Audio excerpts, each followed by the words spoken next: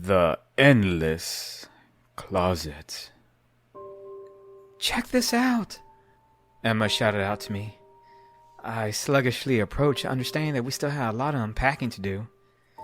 Entering the bedroom, I saw my girlfriend looking at our closet with a gaze of wonderment. I smiled, knowing that she had wanted more space for her clothes when we decided to move. The closer I got to Emma, I realized she wasn't looking directly into the closet. Rather, her head was tilted up. "What are you looking at?" I asked with a slight chuckle in my voice. I crept up from behind and embraced her in my arms as I pushed aside a bit of her hair to apply a delicate kiss onto her neck. She remained quiet for several seconds, as her stare did not give. She then raised her arm and pointed up towards the ceiling in the closet. My eyes carefully followed her direction as I locked in at what she had been staring at. It was pure darkness, some void of emptiness that hovered above in the closet. I let go of Emma's waist and stepped inside, turning on the small light that was mounted to the side of the wall. To my astonishment, it was still pitch dark. I was bewildered of how tall the ceiling must have been, which was weird since everywhere else in the townhome had normal size ceilings. That is weird, isn't it?" I told my girlfriend.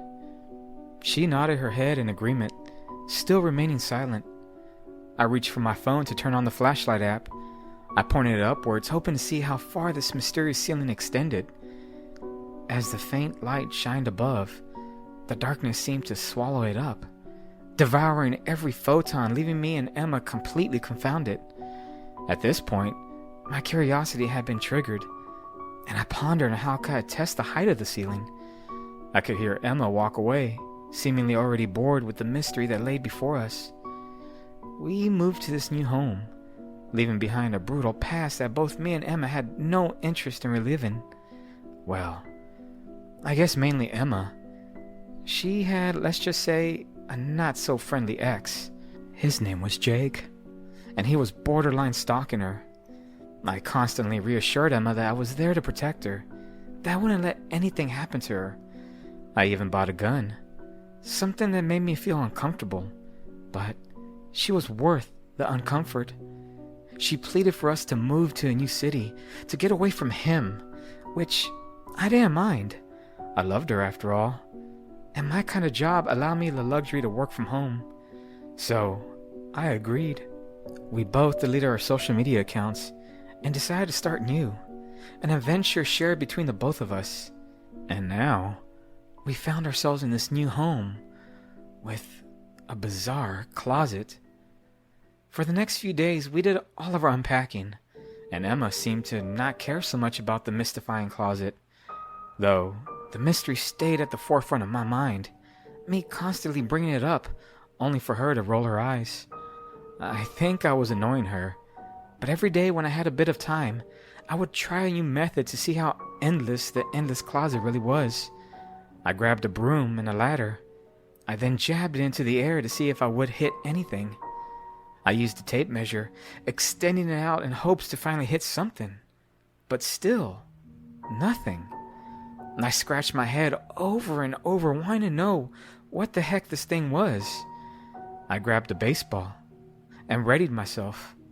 I'm not the best at sports, but I did play a little softball when I was a kid. I stood in my stance and cautiously aimed upwards.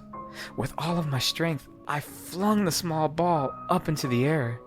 "Watch out, everyone. It's Tom Brady," my girlfriend said from behind me. I turned to her quickly, a bit startled, then raised my pointer finger up to my lips, suggesting for her to be quiet. "Shh!" I shushed her. "And Tom Brady doesn't even play baseball. I promptly stopped my thoughts. No, it couldn't have been. That's when I realized the ball never came back down.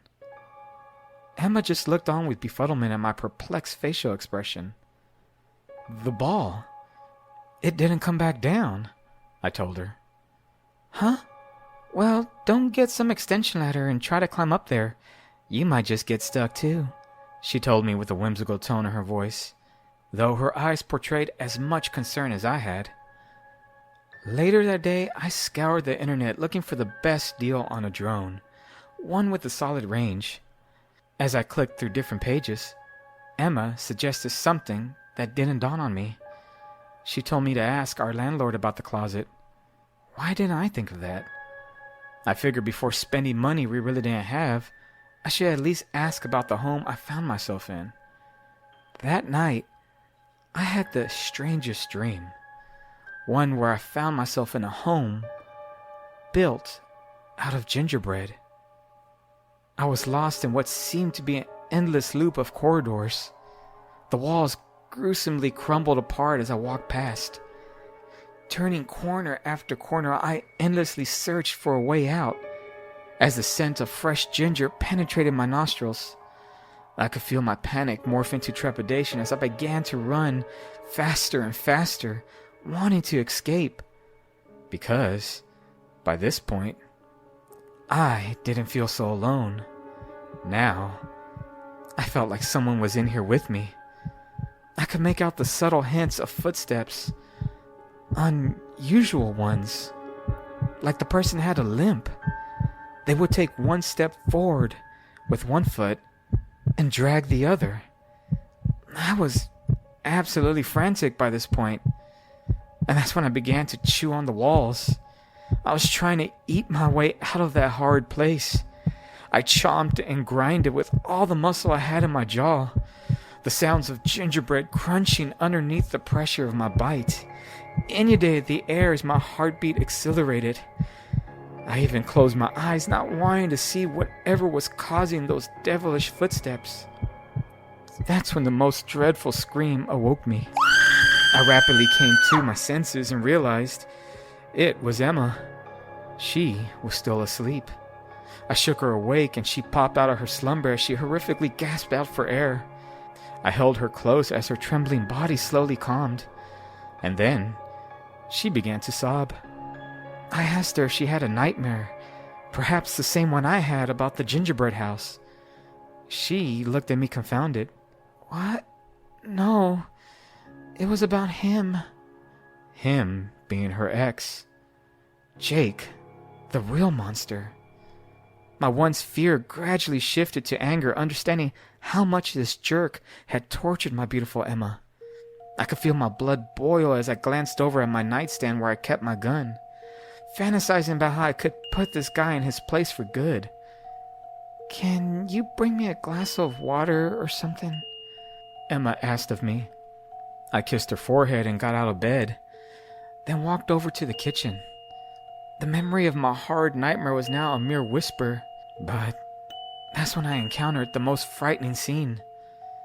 The pantry door in our kitchen was wide open, and it appeared as if someone had rifled through our food. On the floor, I could see a box of cookies ripped open, it practically torn to shreds. Cookie crumbs laid scattered across the once polished floor. My mouth gaped open with utter disbelief. Who the hell had broken into our home? I ran back to the bedroom and grabbed my handgun. Emma looked on with curiosity and followed me as I returned to the kitchen. I could hear Emma asking questions, but I just ignored her as my eyes scanned the open living room and dining area for any possible intruder. After a minute, I finally answered Emma. Look, I told her as I guided her over to the mess near the pantry. She screamed out in terror and jumped onto one of the kitchen cabinets. We have rats? She exclaimed. Rats? Of course. That's what it is. It has to be rats, I told myself in my head as I looked on at all the mess. Why do you have a gun? She asked. I stumbled over my own words, not sure how to answer without alarming her. What could I say? That I think an intruder had broken in? Obviously, rats made more sense. Okay, well... Wait, were you going to shoot the rat? Emma interjected with disapproval. I didn't say anything back. I figure I'll let her think I'm some weirdo, willing to shoot a rat, then scare her with my original thought of someone breaking in. The next day, I reached out to the landlord, told her about the puzzling closet. Her response was well measured, much like Emma's. She told me, with these new townhomes, the developer pushed for completion way too fast, leaving at times unfinished work. She said that they probably had overlooked certain areas of the home, that they just missed building the ceiling to the closet, and the endless void I was seeing was merely a vacant crevice in the home reaching up to the attic. This made sense since our master bedroom was on the first floor, and the house was 2-story. I hung up with resolve that I was just overreaching in my own mind, creating a conspiracy when in reality there was none. I didn't even bother explaining to Emma what I was told, nor did she seem like she cared. She continued having nightmares of her ex, and all I could do was hold her each night when I would wake her from her screams. Luckily, the landlord scheduled for people to come out and fix the ceiling in a few weeks, something I looked forward to. I was tired of seeing such darkness whenever I went into the closet to get something. As the days passed, I did my best not to think so much about the closet, and instead dived into my work, since I fell a bit behind spending so much time obsessing over the endless ceiling. Emma seemed to be adjusting well. She was constantly in a good mood, and I could tell how much more at ease she was, seeing how much more often she would smile. Though, at night, she would still suffer from her dreaded dreams, ill-fated memories of that monster. I too continued having nightmares, almost the same one, sometimes different variations of the same dream, but the premise was always the same.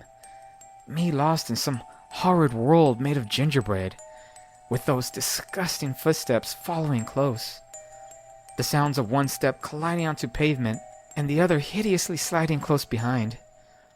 I was always drenched in sweat in the mornings, but things seemed to be getting better. Both me and Emma weren't going to let dreams conquer our reality.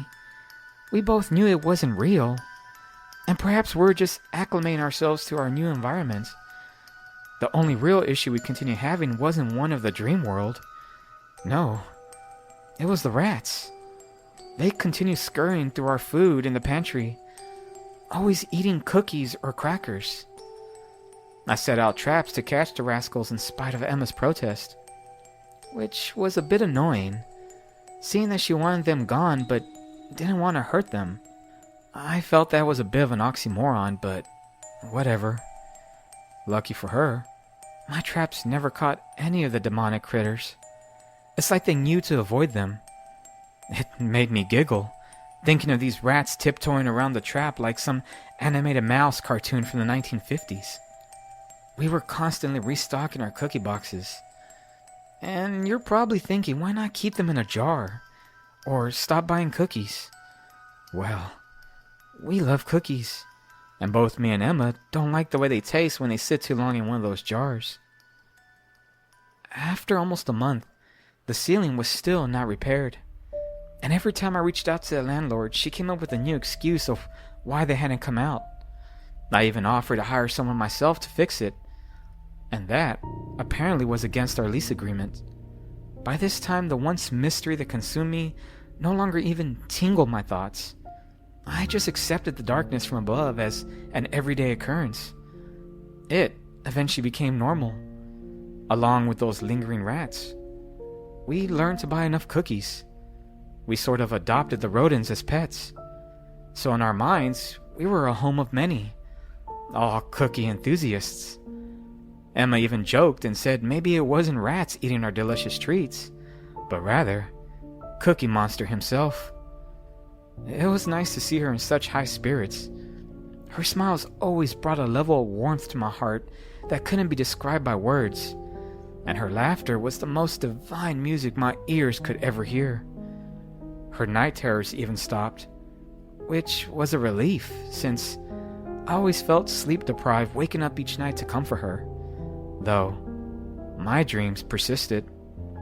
I never could escape the dreadful labyrinth of gingerbread, and anytime the grotesque footsteps would catch up to me, I would awake. This was just life, and it was perfectly fine. Me and the love of my life only grew closer as the months passed, We even contemplated the idea of starting a family. I even put my gun away in our family safe, no longer feeling as if it needed to be in arm's reach. The neighborhood we lived in was perfectly safe. Our neighbors waved at us whenever we revealed ourselves to the world. It was different than before. We came from a big city where you could be surrounded by millions to only feel like you're the only one alive. But here, everyone was a friend. We invited over one of our neighbors for a dinner party, Juan and Sarah. They were a funny couple. It was clear that Sarah wore the pants in the family, as she would constantly talk over her husband. But no judgment here. A lot of the times Emma would do the same. I asked our new friends about the neighborhood and crime. They both looked at each other and laughed, telling us that stuff like that didn't happen here.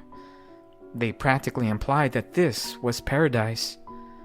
Something about their demeanor put me off ease, almost like they were not real, reading off some script, as if they had rehearsed the things they were going to say before coming here. Emma seemed to really enjoy their company, so I tried my best not to let it bother me.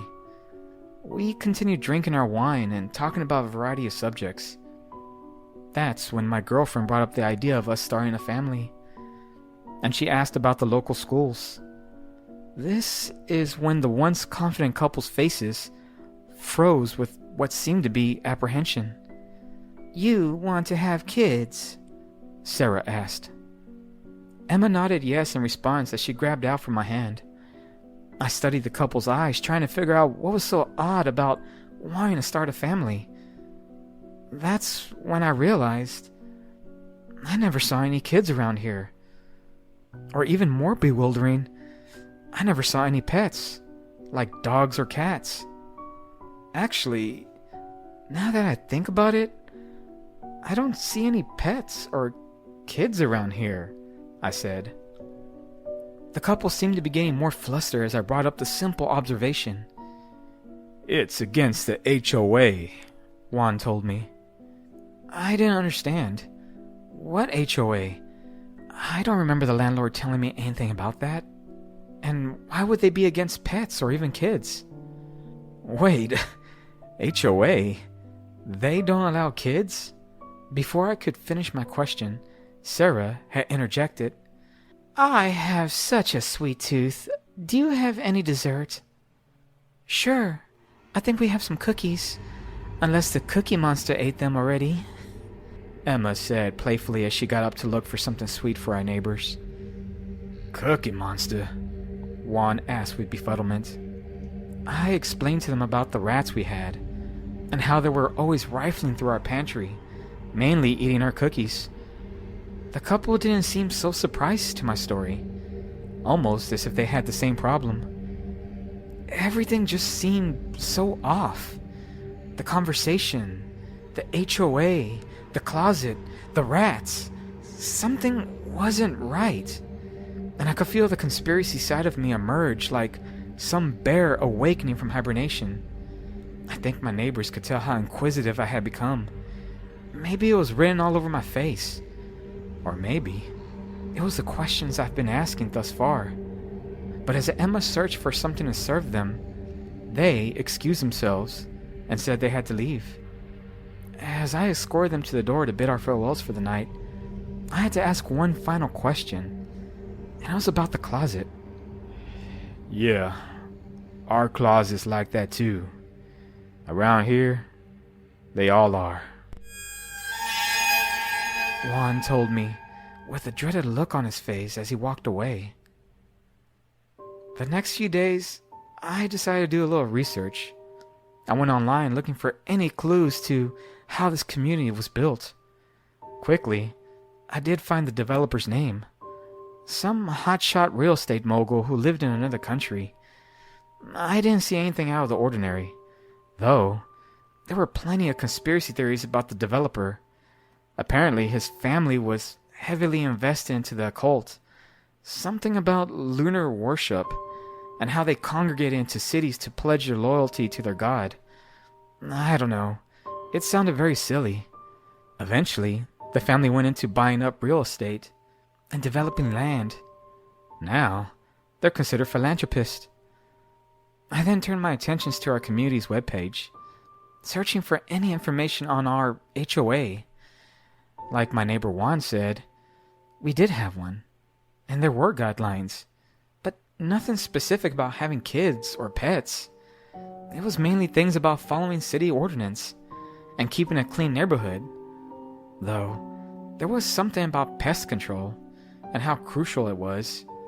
I let out a slight chuckle underneath my breath thinking about the rats that had infested my home.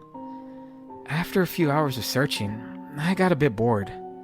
I don't know why, but I had a nostalgic feeling for my old life, of my old friends.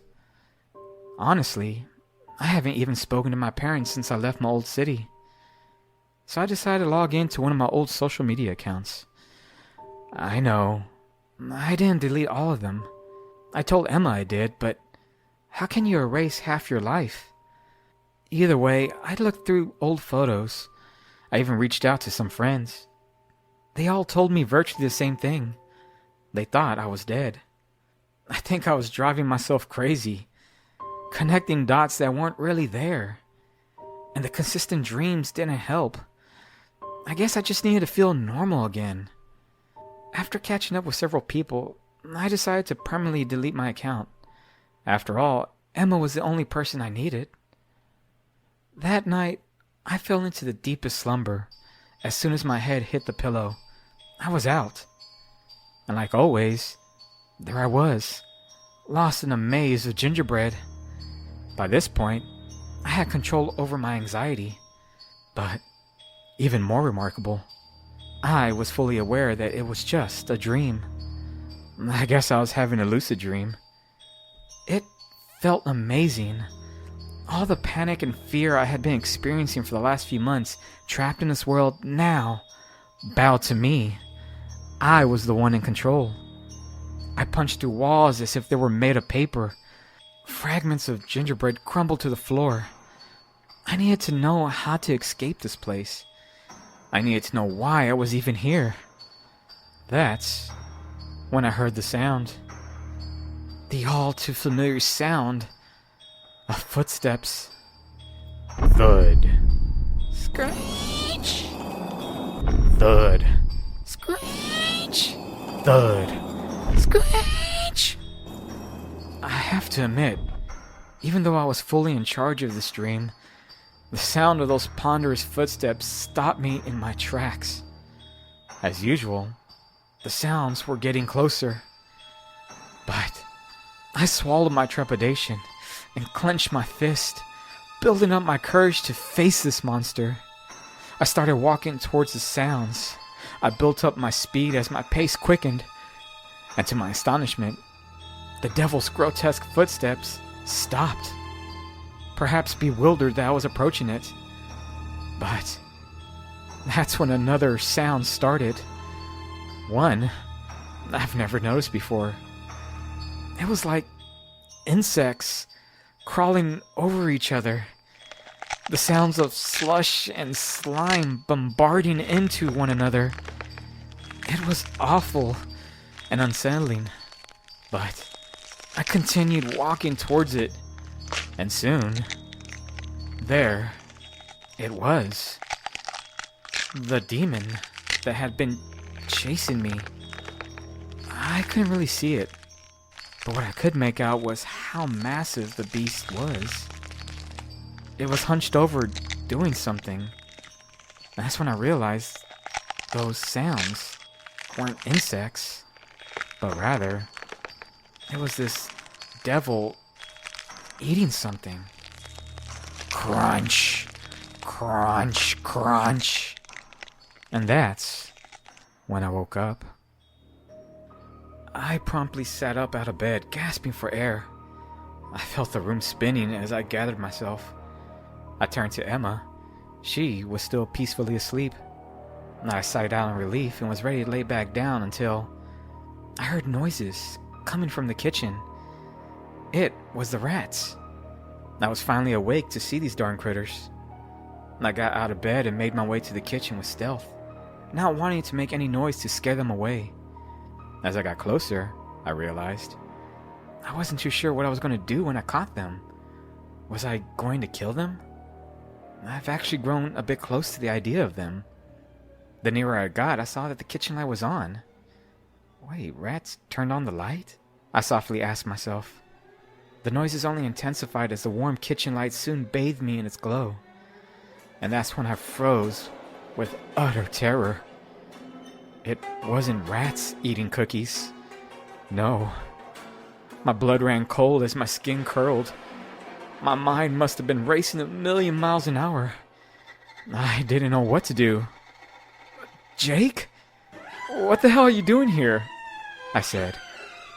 It was Emma's ex, standing in my kitchen, eating a cookie, grotesquely chewing while garnishing a sinister grin. It's been you all this time? I asked. He continued eating, but the look he gave me was a pure dubiety. I also realized he held a gun. It lay next to his side while he used his other free hand to continue devouring the cookie. In the moment, I felt my fear overcome me. My limbs became dormant. The power that I had mere minutes ago in my dream had dissolved into a mush of obscurity as I used the few seconds I had to come up with some grand plan. Where is she? Jake asked. He then raised the gun and pointed at me, malice protruding from his hard face. This is what the dreams were about. This moment. Building up courage. Not running away like we did before. No. This time, I was going to stop him from hurting Emma. I clenched my fist tightly, my knuckles practically bursting through my own skin. My anger escalated. I didn't have a plan. I wasn't going to yell for help. No.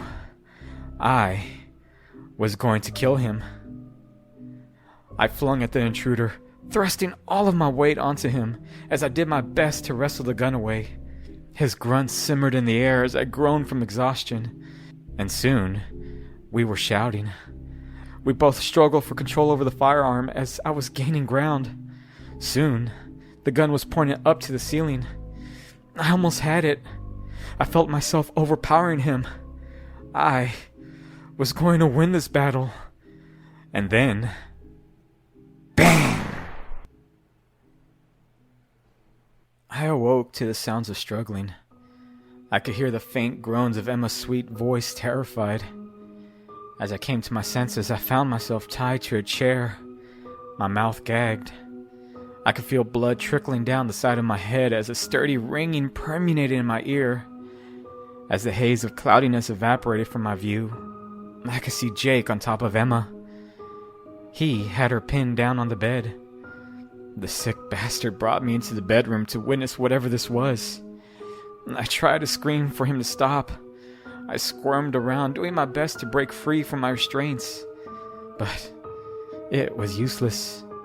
This was going to happen. All I could do was cry from defeat. That's when, from the corner of my eye, I saw something moving. It was coming from the closet. The endless closet. Some liquid black substance poured out in a slush-like state. I could hear the slimy blob begin to slide across the bedroom floor. Thud. Screech! Thud. Screech! Thud. Screech! But Jake was too occupied to hear it. The blob of goo approached closer behind Jake, and then it began to expand, like a sculptor's clay forming into a statue on its own. I could see the thing grow. It raising to the ceiling. I could make out a horrifying face within the goo. Two massive arms then protruded from the dark substance. Emma, looking up, could see the creature form, and she stopped moving from pure bewilderment. This finally caught Jake's attention. He slowly turned his head and looked up at the being. I could see how terrified he was. He reached out for his gun, but it was too late. The beast swallowed up Jake in mere seconds. he being absorbed into the blob. It did scream for help, but it only lasted seconds. Then, the creature fell back into its original form and retracted back into the closet. Both me and Emma were left utterly befuddled. It took several minutes for Emma to even acknowledge me, then rushed to my aid. No words were spoken between us. We just stared at each other, horrified. We knew what we had to do, and that was, we had to get the hell out of there. Both of us, still in our night clothes, rushed for the door, not bothering to get anything. I just grabbed my keys. To our astonishment, outside was all of our neighbors, standing together in my front yard, all quiet, just looking at us. I could see Juan in the middle of the group, standing next to Sarah. I see. You met our HOA, Juan told us. I didn't have time for whatever the hell this was. Me and Emma stormed past everyone, shoving people out of our way as we walked over to the car. I swiftly turned on the vehicle and burned out of there, ready to leave this hellscape of a place. Emma sat quiet, still in shock from the whole event, and I reached out to grab her leg. She was ice cold. As I turned corner after corner, I realized I was going in circles. How was this possible? I could feel my anxiety return as I put more pressure on the accelerator. No matter where I turned, I was just going in circles. I looked up at the welcoming sign to our community. I chased after it, hoping that it would lead me to the exit. But no matter how much I drove, it remained the same distance. We have been driving for hours. It seems like we're stuck here. Nowhere to go. Perhaps the HOA has to give us permission to leave. I finally parked to the side, exhausted, dry blood encapsulating my face. I feel a bit faint. Emma is passed out next to me. She still feels cold. And all I could do is sob as I stare up at the welcoming sign. It reading, "Welcome to Ginger Hills."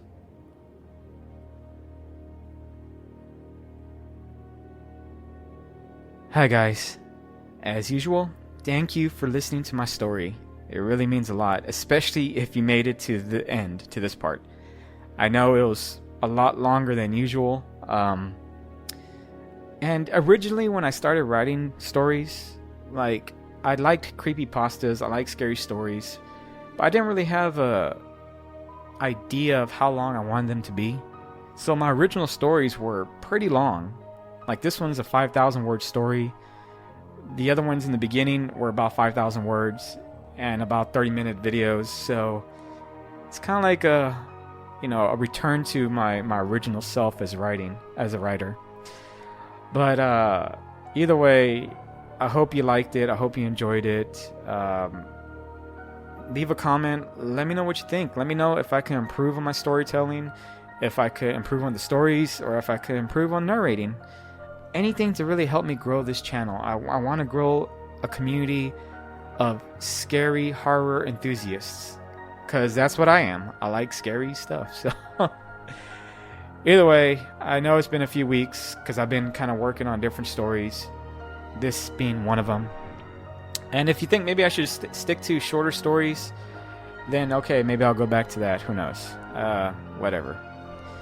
Either way, I hope you had a great weekend, and I hope you have a great week coming up, even though it's like super hot, unless you live, I don't know, in Argentina, and it's kind of cold there. So I guess that's it, guys. All right. I'll see you in the next one. Bye.